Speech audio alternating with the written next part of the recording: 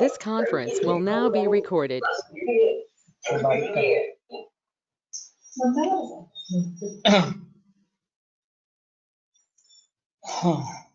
अद्य बुधवासरः अथवा सौम्यवासरः गोकुलाष्टमी इति लोके श्रावणकृष्ण अष्टमी दिनांक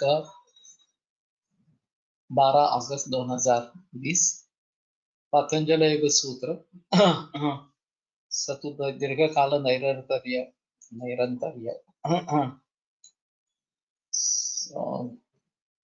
सेविता दृढ़ भूमि अभ्यास विषय मूकं करोति वाचालं पंगुं लंघयते गिरिं यत्कृपातमहं वन्दे परमानन्दमाधवम् अपि स्वशक्त्या त्वपसि प्रवर्तसे शरीरमाद्यं खलु धर्मसाधनं कनिष्ठिकाधिष्ठितकालिदासो युक्तवान् तदहं अत्र वक्ष्ये उद्दिष्टमायुर्वेदस्य स्वस्थस्य स्वास्थ्यरक्षणम् आतुरे रोगमुक्तिश्च द्वयमेतत् प्रयुज्यते योगशास्त्रे धुना किन्तु न तस्य प्रयोजनं द्वयोर्मोक्षप्राप्तिः स्यात् योगो मोक्षप्रवर्तकः स्वास्थ्यं च रोगमुक्तिश्च मोक्षप्राप्तिस्तथैव च सम्यक् अध्ययनेनैव आयुर्योगस्य तद्भवेत्।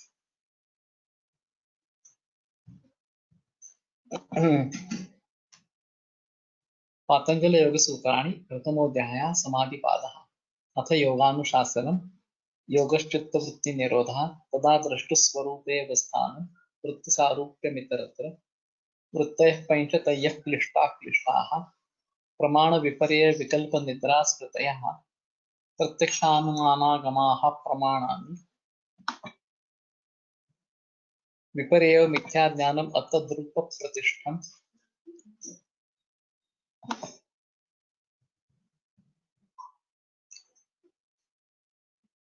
शब्दज्ञानानुपाति वस्तुशून्यो विकल्पः अभाव प्रत्ययालंबना वृत्तिर्निद्रा अनुभूत विषया संप्रमोषः स्मृतिः अभ्यास वैराग्याभ्यां निरोधः तत्र स्थितौ यत्नोऽभ्यासः स तु दीर्घकाल नैरन्तर्य सत्कारा सेवितो दृढभूमिः दृष्टानुश्रवित विषय वितृष्णस्य वशीकार संज्ञा वैराग्यम् तत्परं पुरुष ख्यातिर्गुण वैतृष्ण्यम् वितर्क विचारानंदास्मिता रूपानुगमात् संप्रज्ञातः विराम प्रत्ययाभ्यास पूर्व संस्कार शेषोऽन्यः बहु प्रत्ययो विदेह प्रकृतिलयानां श्रद्धा वीर्य स्मृति समाधि प्रज्ञा पूर्वक इतरेषां तीव्र संवेगानाम् आसन्नः मृदु मध्यादि मात्रत्वात् ततोऽपि विशेषः ईश्वर प्रणिधानाद्वा क्लेशकर्म विपाकाशयैरपरामृष्ट पुरुष विशेष ईश्वरः तत्र निरतिशयं सार्वज्ञ बीजं स पूर्वेषामपि गुरुः कालेनानवच्छेदात् तस्य वाचकः प्रणवः तज्जपस्तदर्थभावनं ततः प्रत्यक्केतनाधिगमोऽप्यन्तरायाभावश्च व्याधिस्त्यान संशय प्रमादालस्यावृत्ति भ्रान्तिदर्शनालब्धभूमिकत्वानवस्थितत्वानि चित्तविक्षेपास्ते अन्तरायाः दुःखदौर्मनस्य अंगमेजयत्श्वास प्रश्वासा विक्षेप सह भुवः तत्प्रतिषेधार्थम् एकतत्वाभ्यासः मैत्री करुणा मुदितोपेक्षाणां सुख दुःख पुण्यापुण्य विषयाणां भावनातश्चित्त प्रसादनम् प्रच्छर्दन विधारणाभ्यां वा प्राणस्य विषयवती वा प्रवृत्तिरुत्पन्ना मनसस्थितिनिबन्धिनी विशोका वा ज्योतिष्मती वीतराग विषयं वा चित्तं स्वप्न निद्रा ज्ञानालम्बनं वा यथाभिमत ध्यानाद् वा परमाणु परममहत्त्वान्तोऽस्य वशीकारः क्षीणवृत्तिरभिजातस्यैव मणेर्ग्रहीतृ ग्रहणग्राह्येषु तत्सतदञ्जनता समापत्तिः तत्र शब्दार्थज्ञान विकल्पैः संकीर्णा सवितर्का समापत्तिः स्मृतिपरिशुद्धौ स्वरूपशून्ये वार्तमात्र निर्भासा निर्वितर्का एतयेव सविचारा निर्विचारा च सूक्ष्म विषया व्याख्याता सूक्ष्म विषयत्वं चालिंग पर्यवसानं ता एव सबीजः समाधिः निर्विचार वैशारद्येध्यात्म प्रसादः ऋतंभरा तत्र प्रज्ञा श्रुतानुमान प्रज्ञाभ्याम् अन्य विषया विशेषार्थत्वात् तज्जः संस्कारः अन्य संस्कार प्रतिबंधी तस्यापि निरोधे सर्वनिरोधान् निर्वीर्य समाधिः इति पतञ्जलि विरचिते योगसूत्रे प्रथमः समाधिपादः।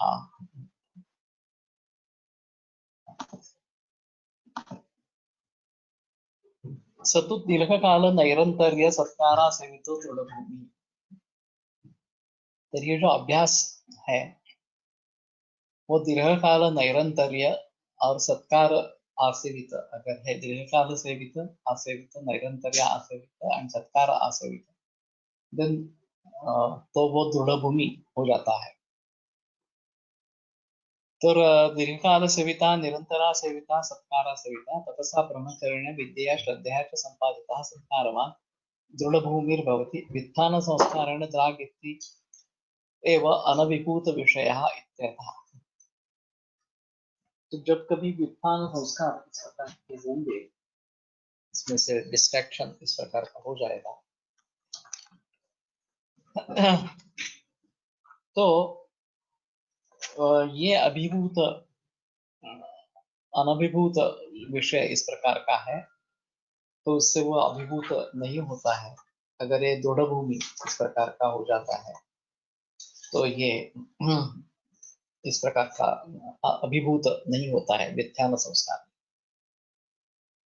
तो बीच बीच में ये प्रत्यय आते रहेंगे और वृत्ति सारूप्य जो दूसरी चीजों से वो होता रहेगा। लेकिन अगर हमारा अभ्यास अच्छा है, दृढ़ भूमि है, तो वो विचलित नहीं होता, ये कहने का मतलब है। तो दीर्घकाल करना चाहिए, ये एक इसमें और जैसे कि मैंने कल बताया कि ये जन्म जन्म का भी रह सकता है, केवल इस जन्म में जो कर रहे हैं वो काफी नहीं है, अनेक जन्मों में इस प्रकार का अभ्यास होता रहेगा। और ज्ञानेश्वर वगैरह जो उदाहरण है तो उसके लिए काफी अच्छे उदाहरण इस प्रकार के। दूसरा है वो नैरंतर्य, जिसमें रुकावट नहीं आनी चाहिए, कंटिन्यूअस वो होना चाहिए। और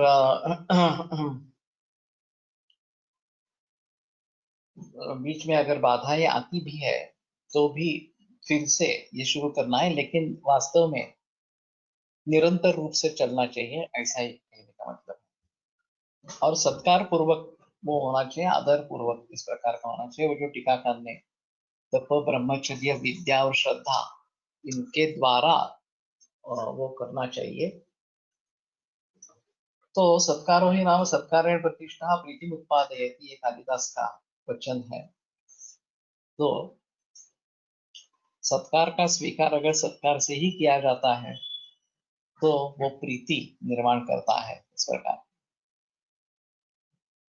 अब आगे की सूत्र की तरफ चलते हैं। दृष्टानुश्रविक विषय वितृष्णस्य वशीकार संज्ञा वैराग्य। अभ्यास और वैराग्य इन दोनों से चित्तवृत्ति का निरोध होता है। तो अभ्यास के बारे में ये सब बताया, अब वैराग्य के बारे में बताते हैं। दृष्टानुश्रविक विषय वितृष्णस्य, तो वितृष्ण का मतलब है कि जिसकी तृष्णा चली गई है, वो विगत तृष्णा इस प्रकार का हो गया है। तो निकाल देंगे।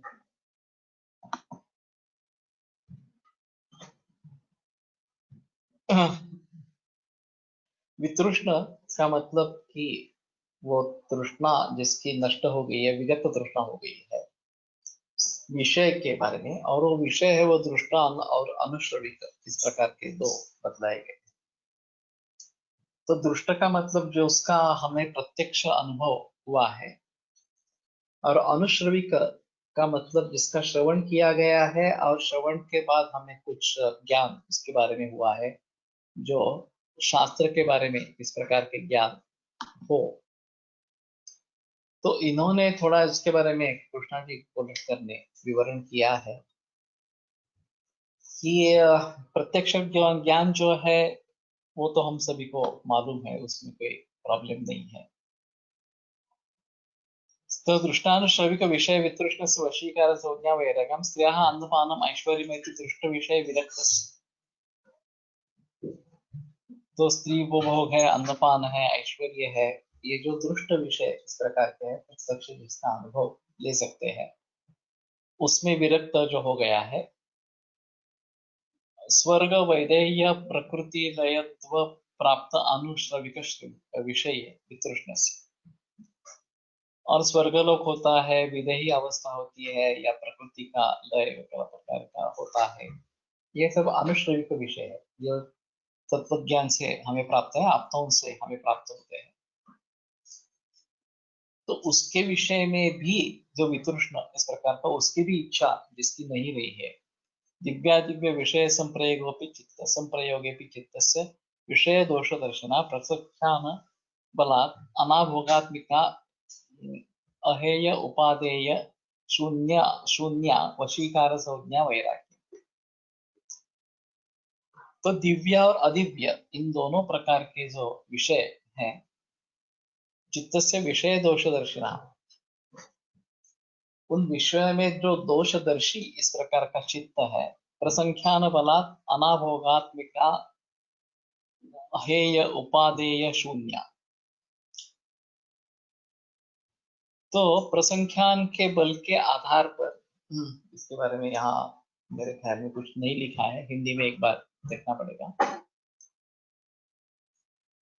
अनाभोगात्मिका, जिसमें भोग कुछ भी नहीं रहे हैं, कि ये उपादेय शून्य, ये लेना है, ये त्यागना है। हेय का मतलब त्यागना है और उपादेय का मतलब लेना है। इन दोनों से शून्य वशीकार संज्ञा वैराग्य, ये जो वशीकार इस प्रकार का संज्ञा, ये वैराग्य कहा जाता है। कोलटकर जी का ये कहना है कि ये सबसे अग्रिम स्टेज है, अग्रिम अवस्था है वैराग्य की। उसके पहले और भी वैराग्य इस प्रकार से होते रहते हैं। तो उसके बारे में काफी उन्होंने स्पष्टीकरण करने का प्रयास किया है। एक तो ऐसा है कि अनुकूल वेदनियम सुखम, प्रतिकूल वेदनियम दुखम, यहाँ से आरंभ करके जो भी संवेदना हमारे लिए अनुकूल होगी उसको सुख कहेंगे, और जो भी वेदना हमारे लिए प्रतिकूल इस प्रकार की होगी वो हमारे लिए दुख होगी। तो हमें सुख चाहिए और दुख नहीं चाहिए। ये जो उपादेय, सुख उपादेय है और दुख एय इस प्रकार का है। तो सुख के बारे में राग और दुख के बारे में द्वेष, या दुख निर्माण करने वाले भावों के बारे में द्वेष, इस प्रकार का निर्माण होता है। अब ये जो राग और द्वेष, ये जो दो भावना ये है,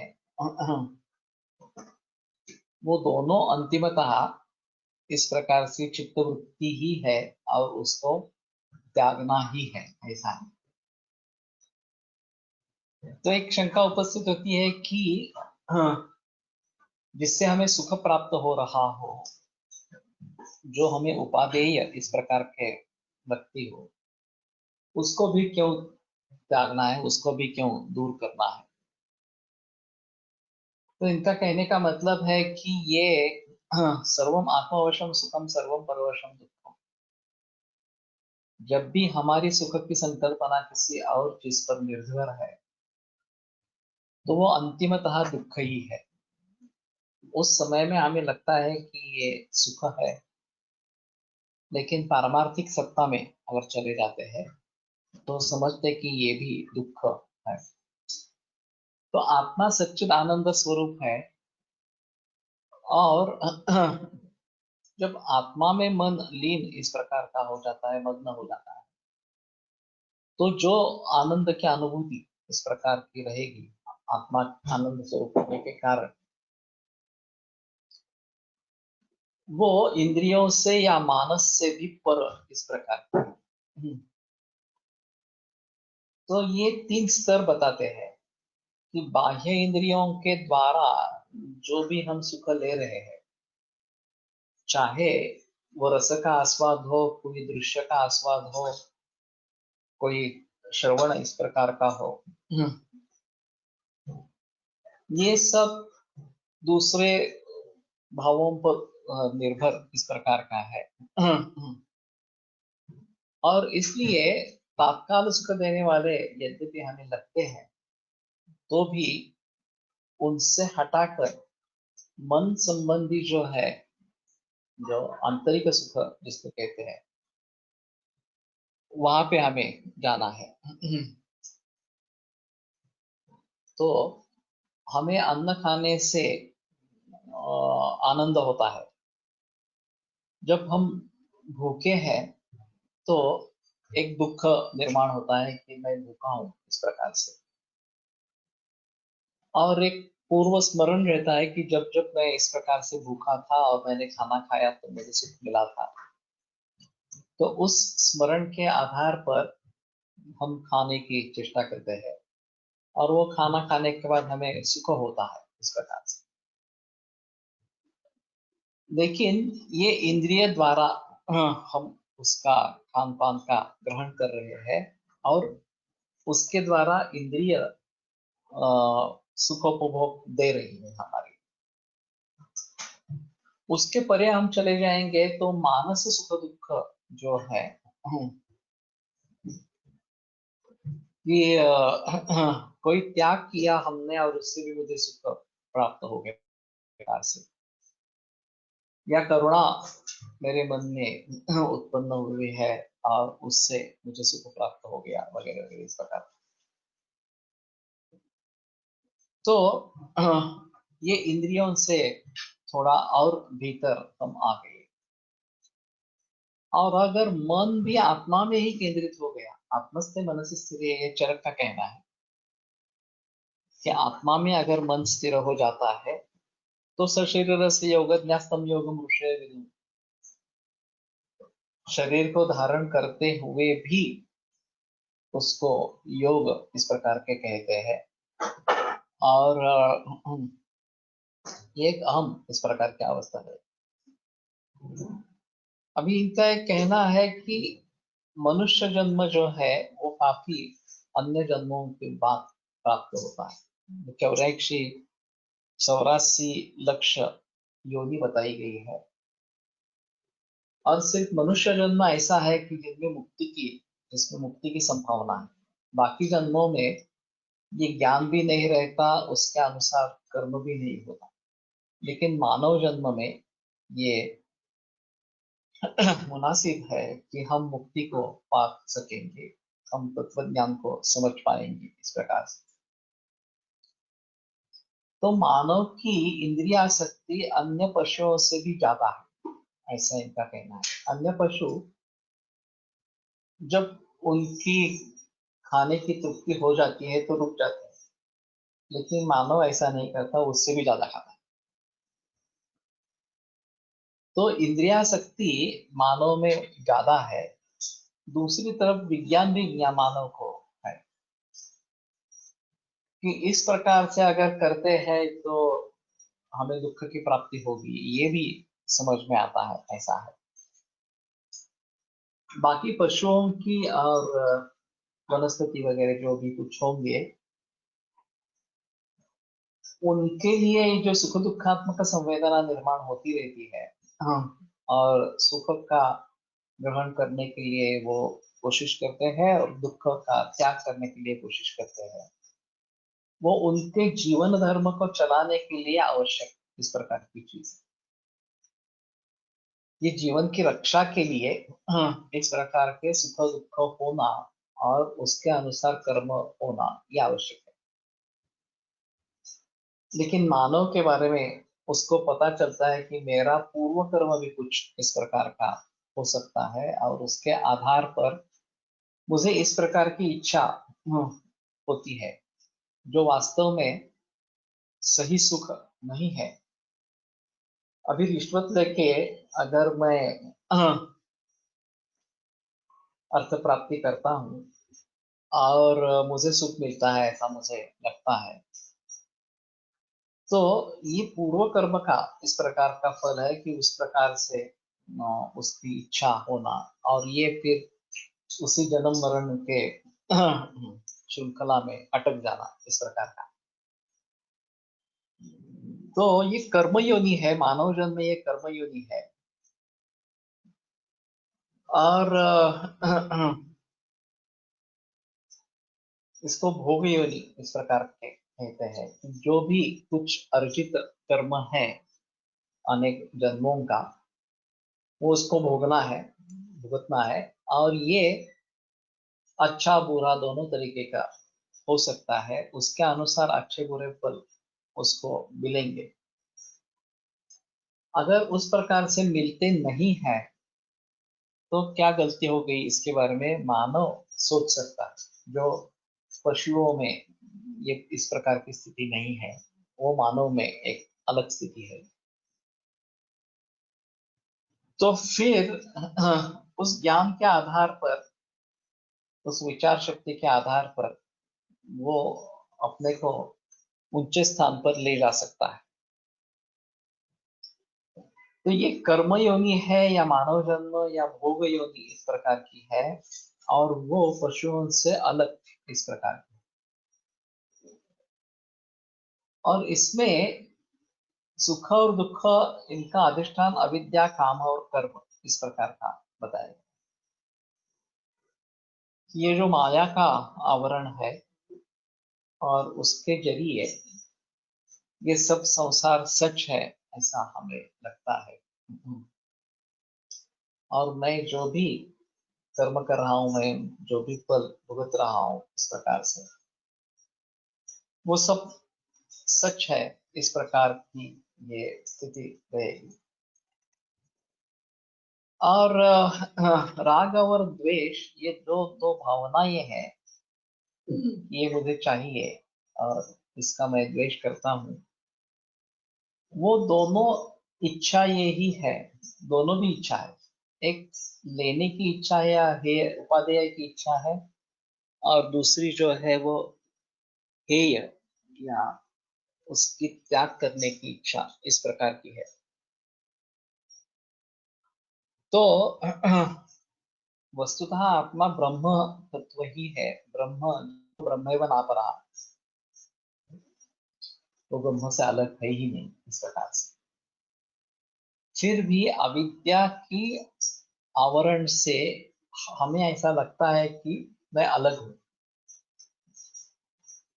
सो देहो हम, ये जो हमारा देह ही मैं हूं, ये जो अनुभूति होती है, उससे आगे जाकर ना हम देह, मैं देह नहीं हूं, मैं अलग हूं, मैं आत्मा हूं, इस प्रकार का ज्ञान होना, ये जरूर इस प्रकार का होना चाहिए। तो इनका एक तात्पर्य उन्होंने लिखा है कि इंद्रियों का विषयों से जो संयोग अनुकूल संवेदनीय है वो सुख, और प्रतिकूल संवेदनीय जो है वो दुख, इस प्रकार का नैसर्गिक दृष्टि से है। इस अनुकूल या प्रतिकूल संवेदन के अनुकूल विषयों का ग्रहण और प्रतिकूल विषयों का त्याग, ये उस व्यक्ति के रक्षण के लिए और उसके प्रजनन कार्य के लिए आवश्यक इस प्रकार का रहेगा। मनुष्य में विचार शक्ति और आचार स्वातंत्र्य है, और वो इसलिए अनुकूल वेदनीय सुख जो है वो ज्यादा से ज्यादा मिले, और प्रतिकूल वेदनीय दुख ज्यादा से ज्यादा टालने की कोशिश करता है। और इसलिए अनुकूल के बारे में राग और प्रतिकूल के बारे में द्वेष, ये निर्माण होते रहते हैं। और उसी के आधार पर ये मेरे लिए होना चाहिए और ये मेरे लिए नहीं होना चाहिए। चरकाचार्य ने भी जो कहा है, मानसो पुनः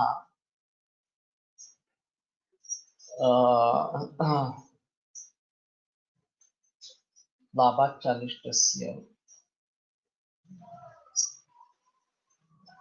अलाभात इष्टस्य लाभाच्चानिष्टस्य। जो इष्ट चीज है वो अगर नहीं मिली तो उससे मानस दुख, मानस व्याधि निर्माण होता है। और लाभाच्च अनिष्ट से, और अनिष्ट चीज प्राप्त हो गई जो मुझे नहीं चाहिए, वो मुझे प्राप्त हो गई। उसमें चौक से प्रश्लेष चक्रपाणी दत्त ने निकाला है कि इष्ट से लाभादपि, इष्ट से लाभ हो, इष्ट का लाभ होने पर भी मानस व्याधि निर्माण हो सकते हैं इस प्रकार से। तो ये दोनों राग और द्वेष, ये दोनों काम मूलक है, काम के आधार पर निर्माण होते रहते हैं, ऐसा है। दृश्यजात है असत जड़ दुखात्मक, दृष्टा सच्चिदानंद घन। तो दृश्य जो हम देख रहे हैं वो असत, जड़ और दुखात्मक इस प्रकार का है, और आत्मा जो दृष्टा है वो सच्चिदानंद घन है। लेकिन वो अनित्य अनित्य अशुचि दुख रूप अनात्मभूत इस प्रकार के जो देह वगैरह है उसके लिए नित्य शुचि सुखरूप इस प्रकार से समझ लेता है, और इस काम की पूर्ति के लिए देहादि द्वारा कर्मों में प्रवृत्त इस प्रकार का होता है। और इस कर्म के आधार पर इष्ट अनिष्ट और मिश्र इस प्रकार के कर्मानुसार भिन्न भिन्न योनि में उसका जन्म होता रहता है, और फिर ये जनन मरण, ये भ्रमण जो है वो चालू रहता है।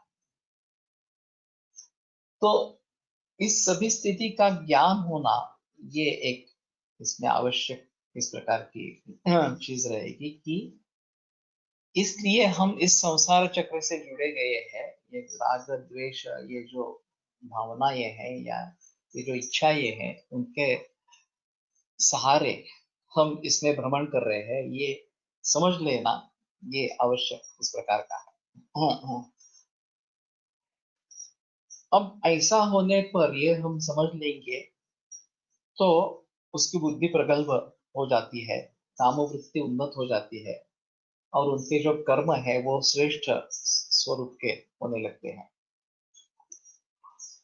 और ये परिस्थिति जन्म जन्म से चलती रहती है। जो पिछले महीने बताया था कि दीर्घ काल का मतलब क्या है, इसी जन्म में दीर्घ काल ऐसा भी नहीं, लेकिन काफी जन्मों में इस प्रकार का अगर अभ्यास हो रहा है तो अभी काफी इस प्रकार के उदाहरण दिखते हैं कि किसी को अचानक दृष्टांत हो जाता है कि मेरे पास आओ वगैरह इस प्रकार से, और फिर उसकी आध्यात्मिक उन्नति होने लगते हैं। अक्कलकोट स्वामी के बारे में मैंने उदाहरण दिए थे इस प्रकार।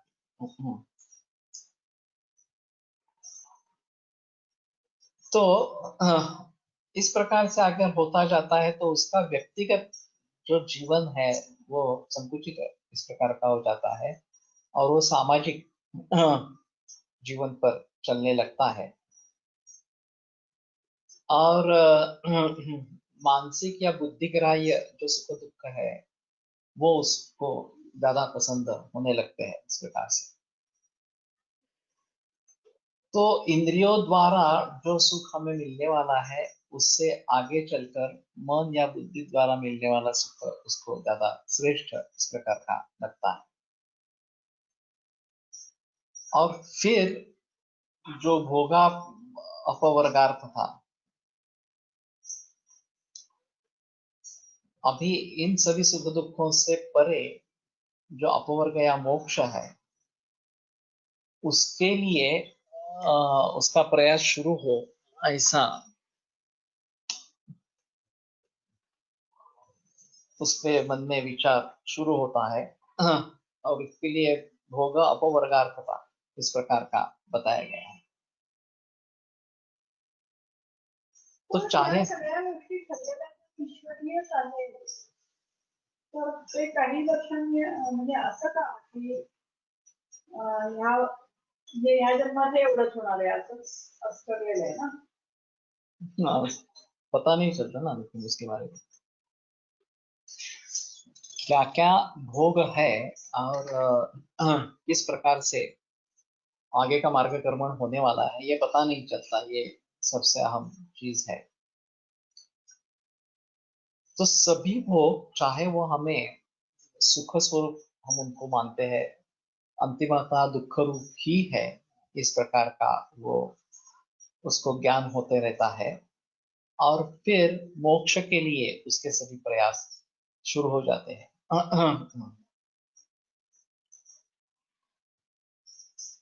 एक विषय से एक को अगर आनंद होता है, उसी विषय से दूसरे को अगर दुख होता है, तीसरे को सुख दुख कुछ भी नहीं होता है, इस प्रकार का है। तो सुख या दुख विषयों पर निर्भर नहीं। इसका मतलब है कि जो आंतरिक संवेदना है उसके ऊपर सुख या दुख का विनिश्चय होता रहता है। और हम जो समझते हैं कि बाह्य विश्व में सुख है, हाँ, वो वास्तव में इस प्रकार का नहीं है। सुख आंतरिक ही है, और आगे जाकर आंतरिक भी नहीं है, सुख केवल आत्मा में ही है, स्वरूप में ही है। ये उसको समझना इस प्रकार का है। तो इंद्रिय सुखों के बारे में निस्पृहता जैसे जैसे बढ़ती जाती है, तो रज और तम ये गुण कम होने लगते हैं, और सात्विक बुद्धि जो है वो बढ़ती जाती है। और फिर प्रवृत्ति निवृत्ति, कार्य अकार्य, भय अभय, पाप पुण्य, धर्म अधर्म, सुख दुख, बंध मोक्ष इत्यादि चीजों का उसको ज्ञान होने लगता है। और जिसको हम सुख समझ रहे हैं वो वास्तविक दुख ही है, ये जब उसको पता चलता है तो राग भावना कम होती जाती है। दुख तो नहीं चाहिए, दुख तो है, यही है, उसके बारे में संदेह नहीं है, लेकिन सुख भी इस प्रकार से हमें अंतिमता सुख नहीं देने वाला, ये जब समझ जाते हैं तो दोनों से अलग होने लगता है वो। और राग और द्वेष इन दोनों से अलग होने लगता है, तो ये फिर अपवर्ग या मोक्ष की दिशा में उसका कदम उठाना शुरू होता है। तो ये विषय त्याग होने के लिए तुरंत इस प्रकार की स्थिति नहीं होती। ये दृढ़ भूमि होना जरूरी है, जैसे पहले बताया, हाँ, कि दीर्घकाल नैरंतर्य और सत्कारा से भी कहा दृढ़ भूमि अभ्यास जो है वो दीर्घकाल नैरंतर्य और सत्कारा से भी तो इस प्रकार का है, तभी ये बात होगी कि राग और द्वेष ये दोनों कम होते जाएंगे। राग कम होना ये बहुत आवश्यक इस प्रकार का है। और फिर हाँ, वो अभ्यंतर चला जाता है, सात्विक वृत्ति बढ़ने लगती है, रजस और तमस ये कम होने लगते हैं। तो फिर यतमान वैराग्य ये पहली स्टेप है, ये पहला कदम है वैराग्य की तरफ।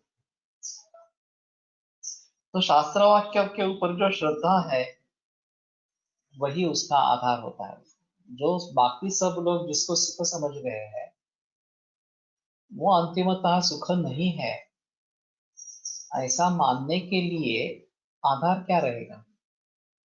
बाकी सब लोग तो उसके लिए झगड़ रहे हैं, और मैं ही अकेला हूं कि ये अंतिमता सुख नहीं है, इस प्रकार का विचार कर रहा हूँ। तो ये यतमान संज्ञक वैराग्य इस प्रकार का है कि जो शास्त्र में श्रद्धा है। तो जो मुमुक्षु है, मोक्ष की इच्छा करने वाला इस प्रकार का है, वो अपने भोग वासना को कंट्रोल करना, उसको उसको नियंत्रण रखना, इसके लिए प्रयास करता रहता है। तो फिर राग क्लेश कम हो जाता है और वैराग्य बढ़ने लगता है इस प्रकार से। चित्तवृत्तियों का जो निरोध करना है वो अभ्यास और वैराग्य इन दोनों से करना है। जब ये अभ्यास इस प्रकार का दृढ़ हो जाएगा तो वैराग्य की तरफ मार्गक्रमण होना आरंभ होगा। विवेक तारतम्य से जो वैराग्य की चार अवस्थाएं प्राप्त होती है, इसमें यतमान वैराग्य ये सबसे है।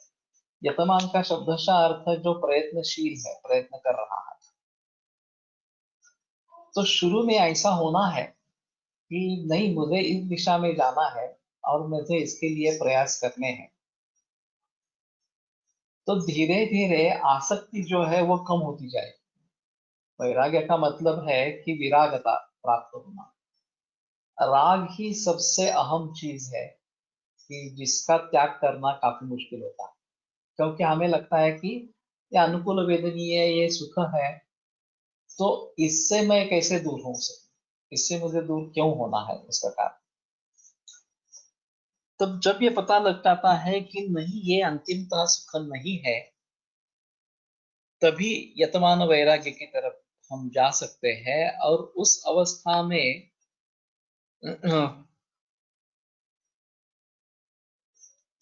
विराग ऐसा शब्द कहीं कहीं आता है, उसका क्या मीनिंग होता है? वीतराग, ये छोड़ना ऐसा है, वीत का मतलब छोड़ देना इस प्रकार का। जैनों में काफी प्रचलन है वीतराग इस प्रकार का। तो उसका भी मतलब यही है कि राग भावना से वरा भावना को जिसने छोड़ दिया है, वो वीतराग इस प्रकार का कहा जाएगा इस प्रकार से। तो यतमान का मतलब है जो प्रयत्न कर रहा है, प्रयास कर रहा है राग से छुटकारा पाने के लिए। और जैसे जैसे राग से छुटकारा पाया जाएगा उस प्रकार वैराग्य बढ़ता है। तो ये पहला कदम है कि यतमान वैराग्य। और वो समझ लेता है कि जो जिसको हम सुख समझ रहे हैं, जिसके बारे में मुझे राग है, उस विषय सेवन की इच्छा है, वो अंतिमतः सुख नहीं है। तो उससे भी मुझे जुदा होना है, और ये उसके लिए मुझे प्रयास करते रहना चाहिए। ये यतमान वैराग्य इस प्रकार। अब दूसरी जो स्टेप है, दूसरी जो दूसरा जो कदम है, ये व्यतिरेक संज्ञक वैराग्य है। आपदां कथित पंथाः इंद्रियाणाम असंयमः तज्जयः संपदां मार्गः। तो इंद्रियाणाम असंयमः, इंद्रियों के बारे में संयम न होना, ये आपदां पंथाः कथिता, ये संकट या इस प्रकार के जो आपद है, उनका मार्ग बताया गया है। और तज्जयः संपदां मार्गः, तो ये उसका अगर जय करेंगे, ये इंद्रिय में संयम रखेंगे, तो वो संपत स्थिति का मार्ग इस प्रकार का है। Vipassana meditation technique helps in achieving वीतराग अवस्था।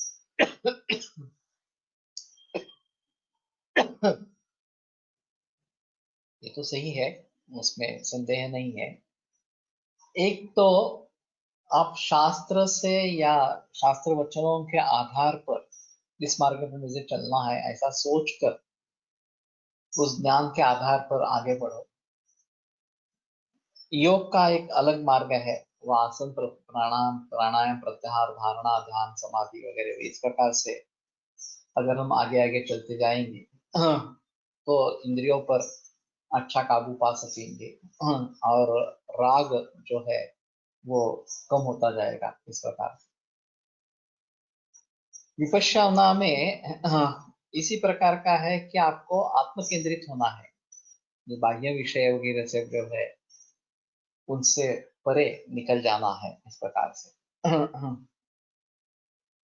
मैंने विपश्यना का अनुभव नहीं किया है, लेकिन जिन्होंने किया है और जिनको इसका फायदा हुआ है, वो सचमुच इस प्रकार से काम करता है।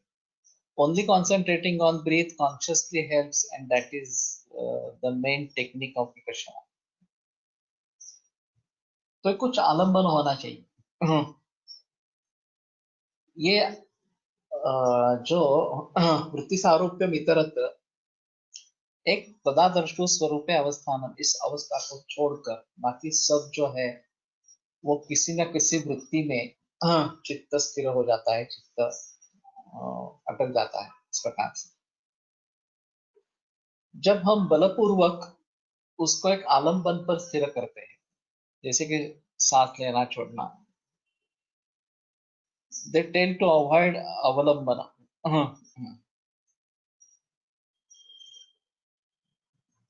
तो उसी के ऊपर अगर हम कंसंट्रेट करते हैं तो बाकी वृत्तियां निकल जाती हैं, उनमें वृत्ति सारूप्य नहीं होता। और आगे चलकर ये भी हमें छोड़ना है, उसके ये आलंबन भी छोड़ देना है, ऐसा है विपश्यना भी ओके। तो ये व्यतिरेक संज्ञक वैराग्य के बारे में हम बात कर रहे हैं। तो इंद्रियों का संयम यही सच्चा मार्ग है, और इंद्रियों पर अनियंत्रण, असंयम, ये जो है वो दुर्गति का मार्ग है। तो फिर ये संयम क्लेशदायक जो लगता है, वैसे उपवास की संकल्पना है, और उसमें ऐसा है कि हमें अपने मन को नियंत्रित इस प्रकार से करना है। जो चीजें मुझे अच्छी लगती है वो नहीं लेनी है, और जिस चीजों के बारे में मुझे वो अच्छी नहीं लगती है वो उसका आरंभ करना है इस प्रकार से। तो इसमें शुरू में कष्ट होते हैं कि मुझे भूख लगी है, मुझे लंघन करना है, अनशन करना है, इस प्रकार से। तो कौन सा होता हाँ,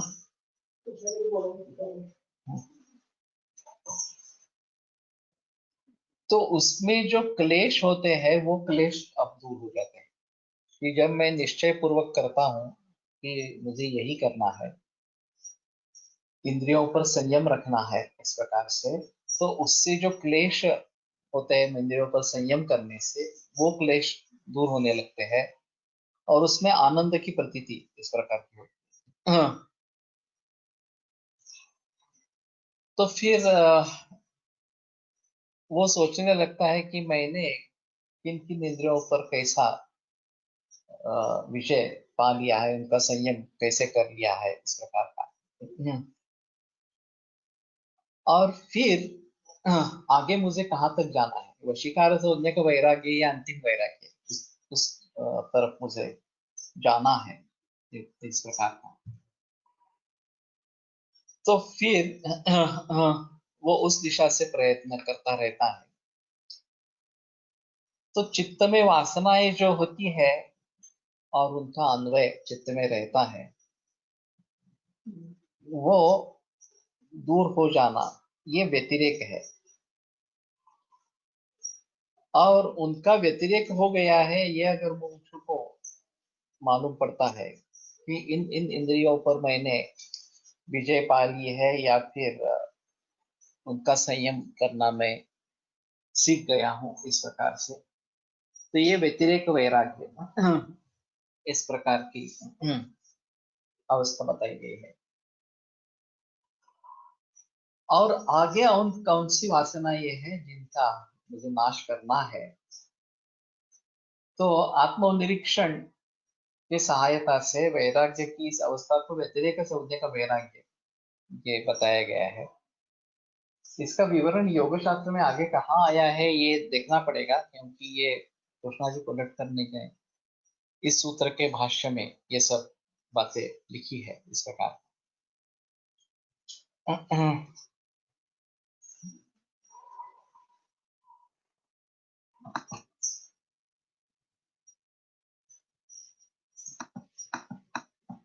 The patient of mine got his skin issue completely resolved after returning from Vipassana. It was a very chronic skin issue. His bad skin came off completely like a tree-shades outer bark layer. His overall appearance was surprising, as if his age was decreased by few years. I am observing him for last 4 years, and it was a surprise for me. Goenka ने जब ये पहली बार किया उनका सरदर्द ये रहता, migraine रहता था,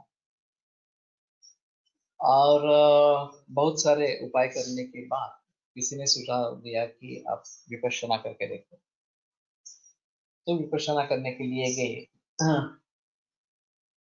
और फिर उनके मन में था कि ये अभी बता रहे हैं सर दर्द जब ठीक हो जाएगा तो फिर उससे छुटकारा पाएंगे, आप तब तक ही विपश्यना करेंगे। तो उनके जो गुरु थे उन्होंने ये बात जान दी और वो बोले अगर आप तुम्हारे मन में ऐसा है तो तुम विपश्यना करो ही नहीं।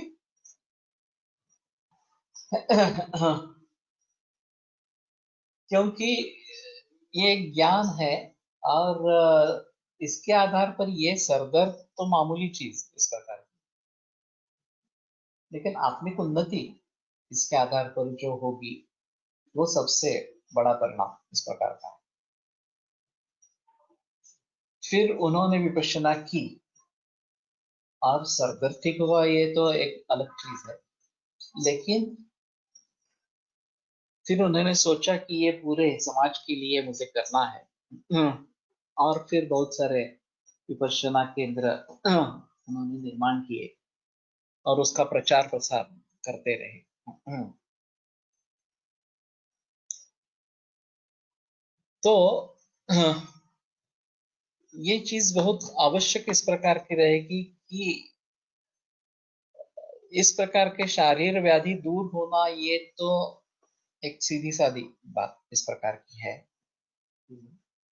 सभी का मूल रजा और तम में है और उससे हम अगर छुटकारा पाते हैं तो ये चीजें नहीं रहेंगी।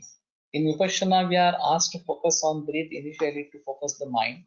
Then we are asked to focus on all samvedana, all over the body, step by step. At that time, we are asked not to attack any good or bad labeled to the sensations, and a thought that this too shall pass away. This helps in vitarag. तो जैसे ये बता रहे हैं राग और द्वेष ये मूलभूत संवेदना इस प्रकार की है कि जिससे मुझे सुख होता है वो उसके बारे में राग निर्माण होता है, जिससे दुख प्राप्त होता है उसके बारे में द्वेष निर्माण होता है, और अंतिमतः इन दोनों का ही त्याग करना है, ये सबसे अहम। और ये हो रहा है वास्तविक रजा और तमस। तो रजा और तम को हम अगर काबू में रखेंगे, वो कम करते जाएंगे तो ये भावनाएं निकल जाएगी इस प्रकार से, या उसके ऊपर अच्छा काबू हम पा सकेंगे इस प्रकार का। तो व्यतिरेक संज्ञा का जो वैराग्य दूसरी अवस्था इस प्रकार की बताई है, उसमें वो साधक ऐसा मान समझ लेता है कि मैंने इन इंद्रियों पर संयम पाया है अभी, और आगे मुझे ये करना है, तो उसका व्यतिरेक हो गया। इसलिए व्यतिरेक संज्ञक वैराग्य इस प्रकार का बताया है कि ये भाव मेरे चित्त में से निकल गए हैं इस प्रकार से, तो इसलिए उसको व्यतिरेक संज्ञक वैराग्य इस प्रकार का होने लगता है। तीसरी जो अवस्था है वो एकेंद्रीय संज्ञक वैराग्य। तो फिर आगे का जो मार्गक्रमण है वो ज्यादा आसानी से और ज्यादा जल्दी होने लगता है। शुरू की अवस्था ज्यादा कठिन है कि जिसको मैं सुख समझ रहा हूँ वो सुख नहीं है, और राग की भावना का द्वेष करना है या राग की भावना का त्याग करना है, द्वेष की भावना का भी त्याग करना ये भी काफी डिफिकल्ट होता है। महाभारत जैसे जो उदाहरण है कि द्रौपदी वस्त्र हरण के बाद कृष्ण ने पहली सलाह जो द्रौपदी को दी है वो पहले दुर्योधन को क्षमा करते हैं इस प्रकार करते हैं, और फिर अपने पांचों पतियों को क्षमा करना इस प्रकार। तो द्वेष भावना का त्याग भी काफी मुश्किल है, और उसके भी मुश्किल राग भावना का त्याग करना इस प्रकार। तो कम से कम इंद्रिय द्वारा जो मुझे सुख प्राप्त हो रहा है उसके बारे में वीतराग होना इस प्रकार का ये आवश्यक रहेगा, और ये व्यतिरेक संज्ञक वैराग्य है। तो फिर आगे एकेंद्रीय संज्ञक वैराग्य इस प्रकार का बताया है। तो पूर्व पहले चित्त जो इंद्रियों द्वारा जो सुख मुझे मिल रहा है उसके पीछे दौड़ रहा था। अभी वैराग्यान्न परम सुखम सुखस्य जनकम, वैराग्य से दूसरा कोई सुख जनक नहीं है। चरक में भी हमने पढ़ा कि सर्व संन्यासा सुखाना, तो सभी चीजों का त्याग कर देना ये सुख देने वाला है। हमें आश्चर्य लगता है कि सभी चीजों का त्याग करने से, सभी का संन्यास ले लेने से सुख कैसे होगा। इस प्रकार से संन्यासा सर्व सर्व संन्यासा सर्व सुखाना, सर्व संन्यास यानी संन्यासा सर्व सुखाना, संन्यास जो है वो सर्व सभी प्रकार के सुखों का कारण उसमें अग्रिय इस प्रकार का। तो ये अवस्था अभी शुरू होती है। तो शम दम वगैरह प्रकार के से मिलने वाला जो सुख है, ये अभी वो सोचने लगता है। और जो भोग वासना ये है उनका निर्मूलन करना है, किसी भी प्रकार के भोग जो है उसका निर्मूलन करना। तो आहार उसका सात्विक हो जाता है या कम से कम हो जाता है। निद्रा का नियंत्रण होने लगता है।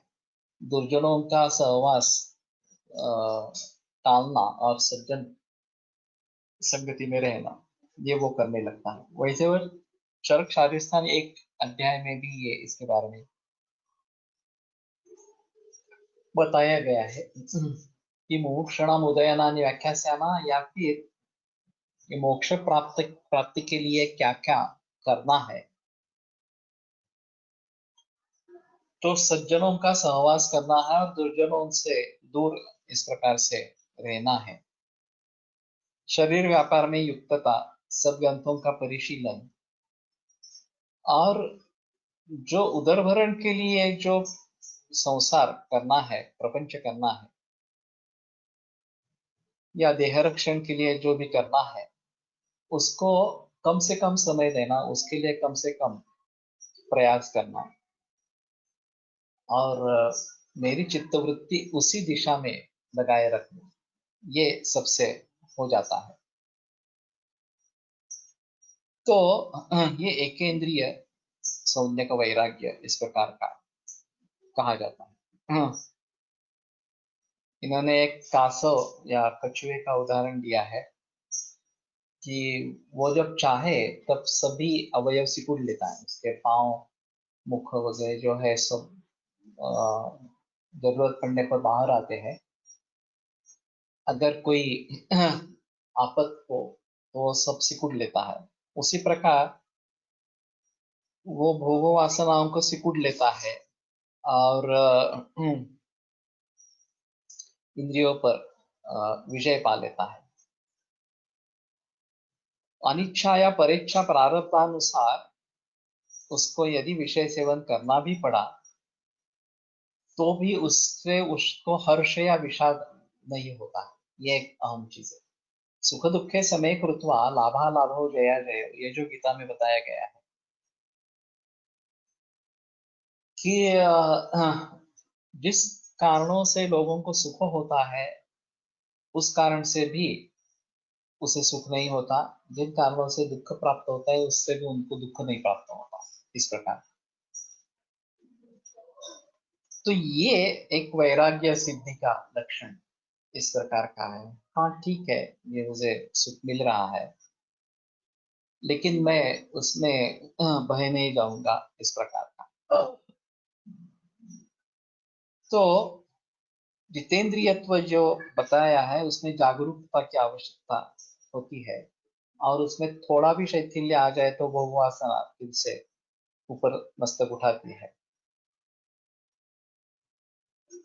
तो बुद्धि जो है वो फिर भी अभी कारीगर है इसमें, और वो भोग की तरफ पुनः पुनः उसको ले जाने की चेष्टा करती रहती है। तो ये काफी मुश्किल इस प्रकार का होता है। मैंने जो एक उपड़ेकर महाराज का उदाहरण बताया था, एमबीबीएस डॉक्टर थे और फिर उनको एक गुरु का आदेश मिल गया और उनके पीछे चले गए फलटन में रहते थे।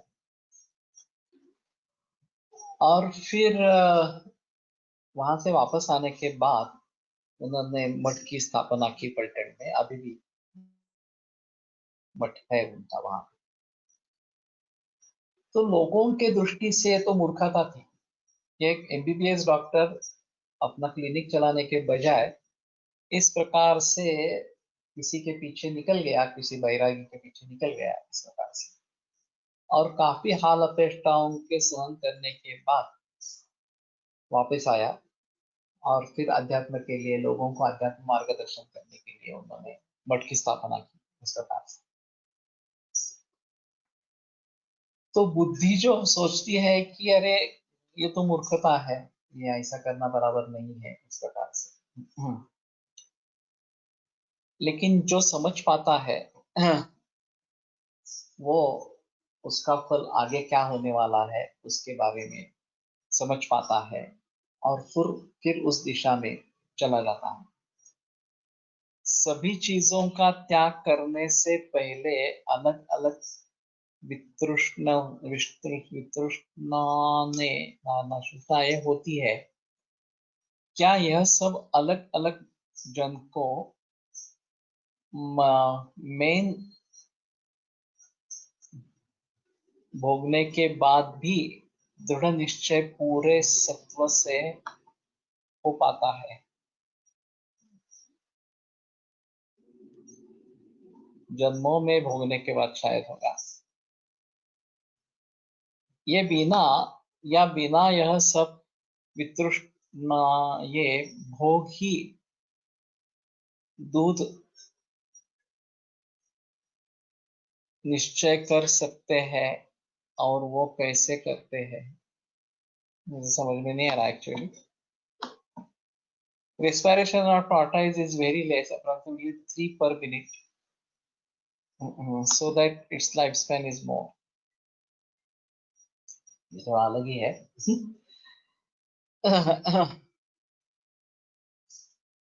लेकिन ऐसा है कि जिस व्यक्ति के जीवन में इस प्रकार का परिवर्तन आता है वो उसके लिए एक अहम बात होती है, और फिर ये शायद बहुत जन्मों का फल उस समय में परिणत हो जाता है और उसका फल उस समय मिल जाता है। ये एक स्थिति हो सकती है।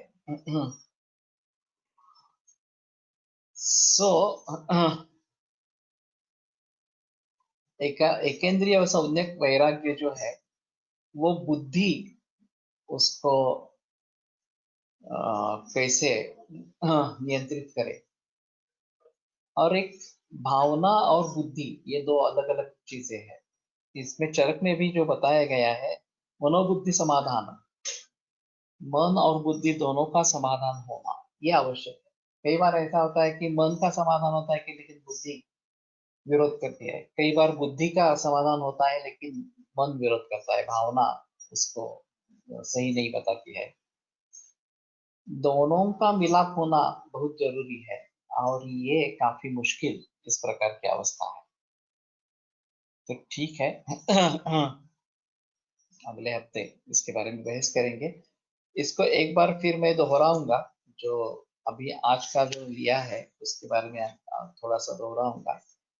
और एकेंद्रिय संज्ञक वैराग्य जो है मैं समझता हूँ कि एक ही इंद्रिय के ऊपर निर्भर होना शब्द से जो अर्थ प्रतीत होता है, यहाँ उन्होंने इस प्रकार का नहीं बताया है, बुद्धि के बारे में बताया है इस प्रकार।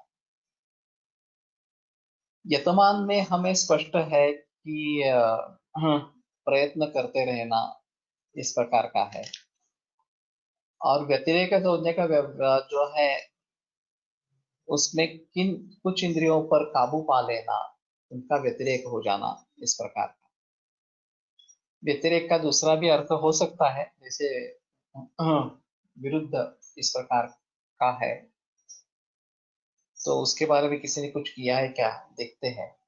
और अंतिम जो है वो वशीकार सौज्ञक वैराग्य इस प्रकार की बताई गई है। अगले मंगलवार को इसके बारे में सोचेंगे। योगेन चित्तस्य पदेन वाचां मलं शरीरस्य च वैद्यकेन योपाकरोत्तं प्रवरं मुनीनां पतञ्जलिं प्राञ्जलिरानतोऽस्मि। विरम्यते व्याख्यानव्यापकः। अग्रिमे मंगलवासरे पुनरपि मिलिष्यामः।